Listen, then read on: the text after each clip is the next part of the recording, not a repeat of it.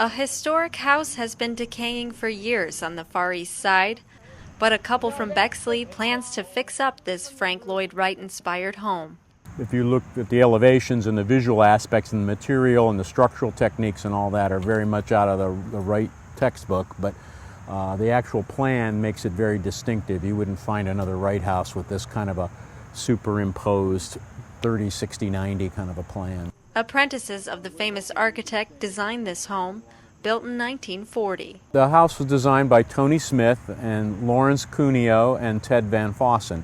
The men went on to become famous each in their own right, Smith as a sculptor, Cuneo as a TV art director, and Van Fossen as the designer of Rush Creek Village in Worthington. You think there weren't hippies until the 60s. You know, there've always been counterculture people and people that, and just to build a house like this, to this day, 74 years later, it's still considered out there to do a modern house. And we've had modernism for a century now.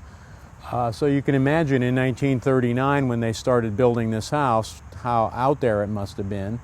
While the home is located just off of busy Broad Street, it sits quietly in a wooded property overlooking a creek. This house is a perfect example of prospect and refuge. The backside is all enclosed, and this side's open, and you have prospect. You have a view over something. So this is a classic example. And you think about the stone, everything in here is very primitive and very appealing to the oldest instincts of a human being. The house was named Glenbrow, but is often called the Gunning House after its original owners, Robert and Mary Gunning. The last resident to live here moved out in 2006. They were selling it for the land, and we realized that, and we were willing to, we knew that there would be damage, we knew that there would probably be some insect damage, and we just thought it was worth it. In addition to the home, there is a tower designed by Van Fossen in the 1960s and a tennis court now overgrown. Joe Cuspin and Dory Steinhoff say the first priority will be repairing the house.